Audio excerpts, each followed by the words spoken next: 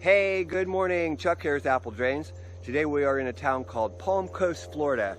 It's sitting between Daytona Beach and St. Augustine, right along the ocean. And we're at a young couple's house. They've got a pretty good water problem that we're going to take care of. Let me show you what's going on. So back here on their screened-in lanai, as it rains hard, water tends to flood up and across the patio, and you can see they use their patio frequently, so they want to stop that water. And basically we need to put in some collection, which is going to be French drain. We're going to use gravel perforated pipe and the easy flow. We're going to use both, and we're actually going to bring gravel to grade here so that as water comes across the yard, drops into the system. And over here on the corner you can see the sump basin. We're going to put a sump pump.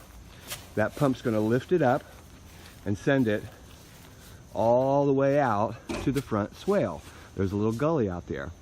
We're also going to attach a downspout. The pump that we're using is an M98, Zoller M98, and it will easily keep up with this flow. So pretty straightforward job. You guys are already starting to dig, and we're going to get this done today. So one of the first things we do is we set up the sump pump for the install. And this is a Zoller M98. It's a 1/2 horsepower pump. It's actually what we call a grinder, an effluent pump, and it's capable of grinding up, solids that are down in your basin. It can even pick up a solid, a 1/2 inch solid up to 1/2 inch, so, and push that right through the line. It's a really great pump, works really good. You start, take it apart here. I haven't glued anything so you can see it. You start by putting a male threaded 1.5 inch adapter. It screws into the port. Screw it on there just as tight as you can with your hand. Next, we need a small riser just to get this check valve up above that bar. Okay, pretty straightforward. The one thing that you do need to add, if you can see that little hole right here, this is a 3/16 inch hole, and it's a pressure relief, because the pump is so powerful that if it's dry, if the pit is dry, it'll suck air, and that won't allow your check valve to open up. And you see these arrows telling you the direction of flow. Only allows water to flow one way. We don't want our water coming back down the line and spinning the impeller. Also, it makes the pump work twice as hard. So we're going to put our no hub on here, and then we're going to put a small riser here. From that riser, we actually are still inside the pit, and we want to have a 90 so the line can come out underground. You won't see anything except the lid. So you can see I went ahead and glued that bottom small riser up, and you can see the hole for the check or the pressure relief. Next, I'm going to tighten up our no hubs. This is a 5/16 inch bit with your handy dandy Black & Decker nut driver. Just get it on there as tight as you can, tight as your drill will make it. I've already tightened this one and this one, but we leave this one loose because we're still going to plumb some more when we set it down into the pit. Next, on our sump basin, we turn it upside down using a good, strong, sharp hacksaw. We're just going to cut this nipple off.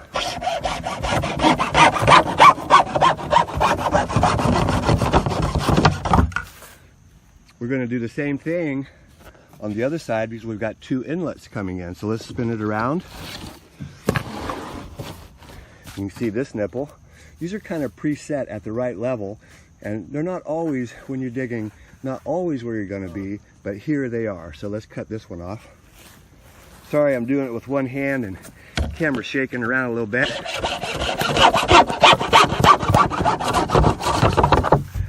We're all set. Okay, just set up that pump.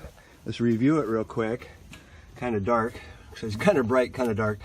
Remember, we set it up, the pump, where we've got the 1.5 inch male threaded no hub adapter. Then we've got a small riser with a pressure relief. We've got our check valve, arrows pointing upwards. Then we have another small riser with a 90, because remember, we're underground, so the thing comes out inside the pit, and it's going to turn over to the next 90 and go all the way out front. This is a real good project for the do-it-yourselfer. I mean, this only takes a few minutes. Yeah, I've been doing it a long time, but it's something that you guys could easily do and save yourself a whole lot of money.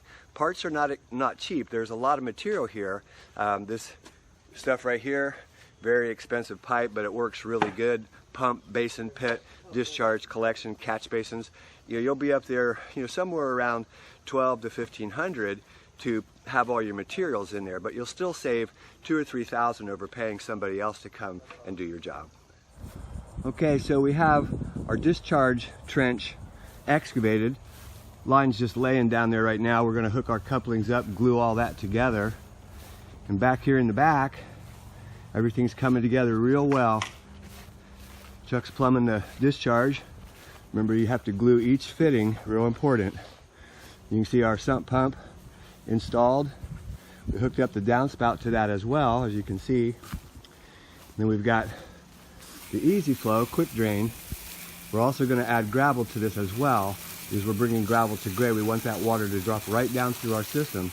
We added a catch basin over here to pick up this low spot of water, and another one here by the door, because this is, of course, an entrance. We'll put the pavers back, gravel that section with a little piece of pipe, cover it up, and we're done.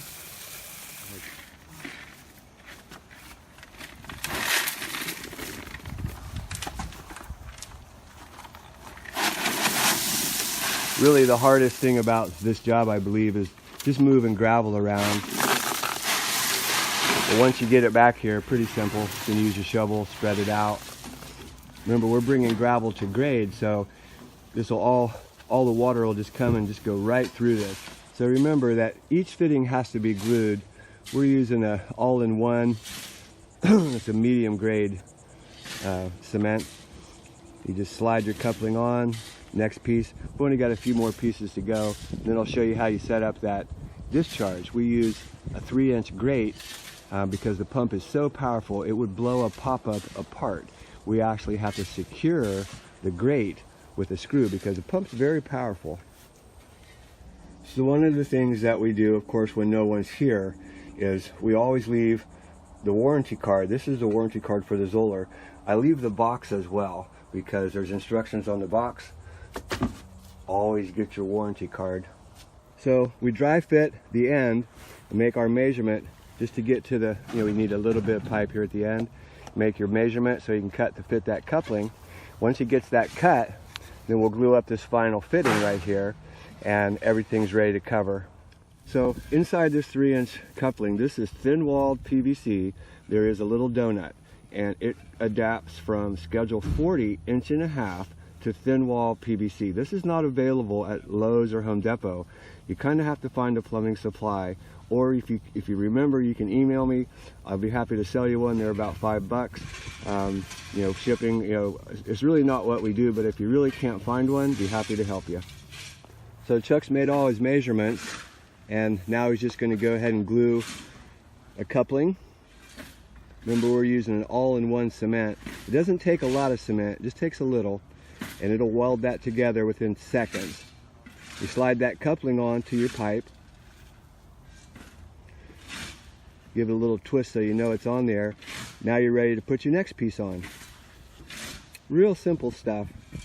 If you've never glued pipe together, there's all these books I remember way back in the 70s, Plumbing with Plastic, PVC for Dummies. I mean, there were so many different books out there about how to put pipe together. Working with PVC is one of the easiest things that you'll ever do, and you'll enjoy, once you get this all together, you'll enjoy how well it actually works. Perfect. So we got one last piece to do. Remember, I showed you that donut. We've already glued that inside the thin wall. One of the things that you got to remember is that thin wall PVC and Schedule 40 PVC, they're really not, even though I'm calling them PVC, one is polystyrene, the other is PVC. They actually don't weld together. It will make a mechanical bond, and it's quite strong. So we put some glue on the end of the pipe, a little bit inside of the fitting as well. Now we're ready to slide it together. Remember that you can twist it for a moment, but it will set up, so try to get it nice and straight. Perfect. Now we're ready to go ahead and throw some dirt on there and backfill. So you can see how it shapes up. We've got gravel to grade, and remember how this system works. We're using actually two things. We're using the easy flow, the styro rock that's wrapped with a fabric. It's perforated pipe. because it rains so hard here, and this is so dramatic, this water coming into this area and been flooding this screened-in lanai, that we want that water to disappear as quick as possible. So we've brought gravel to grade. It drops down through the top layer of gravel down to the bottom of the trench. From the bottom of the trench, it floods up through the styrofoam, into the perforated pipe, and is carried over to the sump basin. From the sump basin, we lift it up and we send it all the way to the street with 1.5" PVC. Remember, that Zoller M98, it's a 1/2 horsepower pump, moves about 90 gallons a minute. So that's like 3 trash cans full of water every minute. So if you're loading gravel from a trailer, couple tips. Use a flat shovel.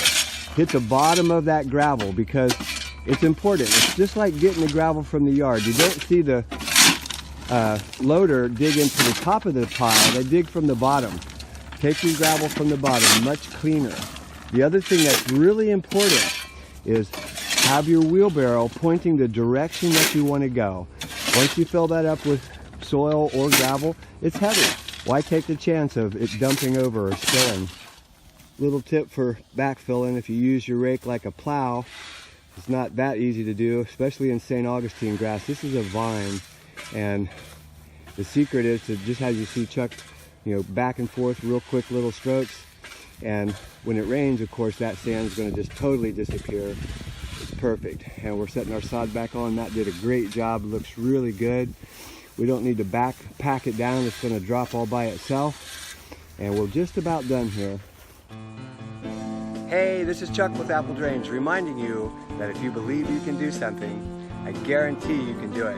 Have a great day. Oh, it's raining pretty good. It's been raining for several days.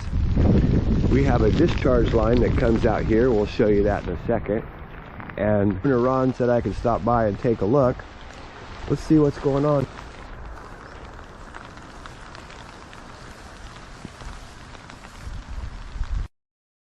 If you're new to drainage, this might help you out.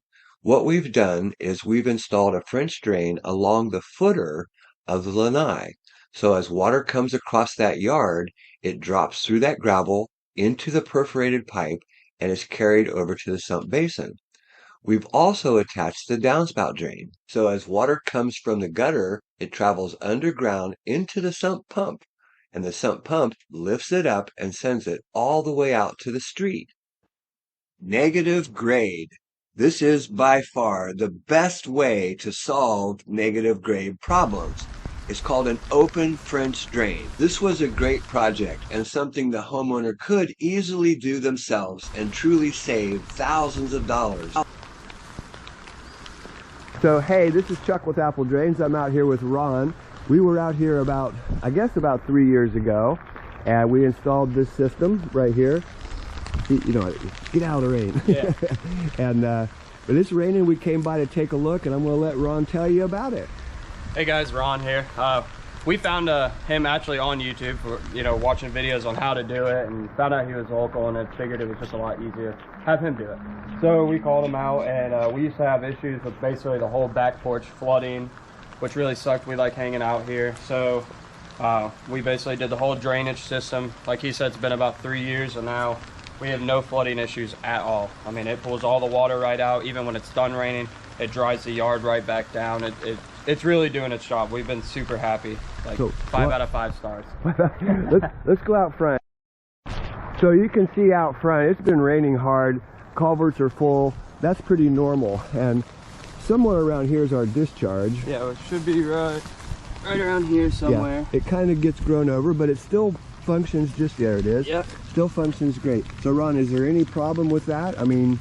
No, I mean, we basically just keep it clear as the best we can, and I've had nobody say anything about it. It seems to only bubble out about a foot high, so we've had no issues at all. Right. So basically when that basin fills up, pump kicks on, water comes out, and you can see it just travels over here to the culvert. And this is pretty normal in most neighborhoods. This is county responsibility. Even though the homeowners mow this area, This is all county, and they need to come out and take these swells down, make them a little bit better. Whether or not that happens in the near future, nobody knows. No. But we just stopped by real quick. Thank you, Ron. I appreciate it. Thank you. I really appreciate it too, man. So it's raining pretty good, and you can see that pump kicks right on. Keeps that area so dry in the back. This water comes out, runs down here to the swale. This is something that you don't see me do very often, but I had an estimate almost right beside Ron's house. And you can see this is a 3-inch rainfall in less than 20 minutes. And you can see how well these systems do work. When I tell you that we guarantee things 100%, dry that soggy yard, solve that foundation issue, I promise you that it works. And I'm sorry that I don't always come back and show you these drains, but we are busy, very busy. Apple Drains has thousands of videos showing you the proper way to install all parts of the rainwater drainage system. Not only that, but they show you, the homeowner, how to do this yourself and truly save tens of thousands of dollars. We also offer live help, video consultation via Zoom. The cost is $90 per session, and we can answer any question you have all about rainwater drainage systems. Everything from project planning, materials, how deep do you dig, will your idea work? Give it a try. Get the help you need with live help.